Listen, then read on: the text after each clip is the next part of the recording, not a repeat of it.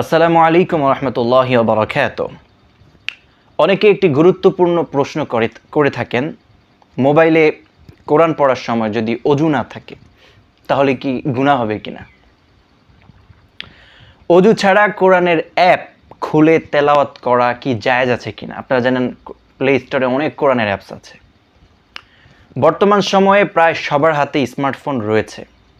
অনেকেই কোরআনের অ্যাপ থেকে প্রতিদিন তেলাওয়াত করেন, তরজমা পড়েন, অনুবাদ পড়েন। তাই এই মাসালাটি জানা খুবই জরুরি। প্রথমে মনে রাখতে হবে আল্লাহ তাআলা কোরআনের মর্যাদা অত্যন্ত উচ্চ স্থান দিয়েছেন। তিনি ইরশাদ করেন, ফি কিতাবিম মাকনুন ইন্নাহু লাকুরআনুন কারীম ফি কিতাবিম মাকনুন লা ইয়ামাসসুহু ইল্লাল মুতাহহারুন। সূরাতুল ওয়াকিয়া। অর্থাৎ নিশ্চয়ই এটা একটি মহাসম্মানিত কোরআন যা কিতাবিম মাকনুন সংরক্ষিত রয়েছে কিতাবে। পবিত্র ব্যক্তিরা ছাড়া কেউ তা স্পর্শ করে থাকে না।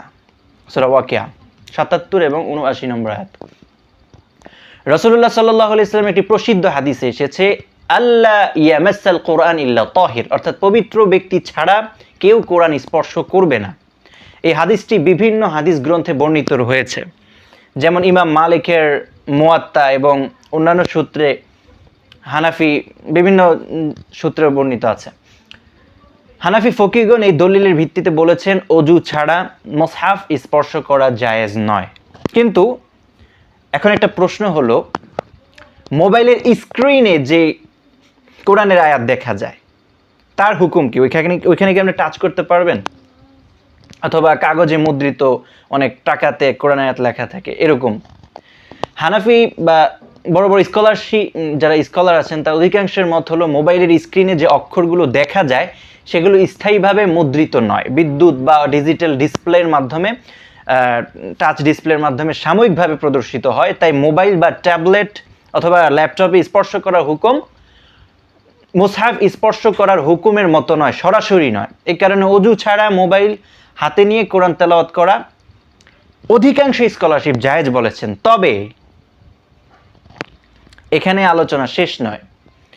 যদিও অজু ছাড়া মোবাইল থেকে কোরআন পড়া বৈধ বলা হয়েছে, তবে একজন মুমিনের জন্য সর্বোত্তম আদব হলো অজু করে পরিচ্ছন্ন অবস্থায় সরাসরি কোরআন যেভাবে আমরা পড়ি সেভাবে মনোযোগের সঙ্গে আল্লাহর কালাম তেলাওয়াত করা। কারণ অজু ইবাদতের নূর বৃদ্ধি করে আর কোরআনের প্রতি সম্মান প্রকাশ করে। তাই যেভাবে আপনি অরিজিনাল কোরআন যেভাবে পড়েন সেভাবেই আপনাকে বসতে হবে।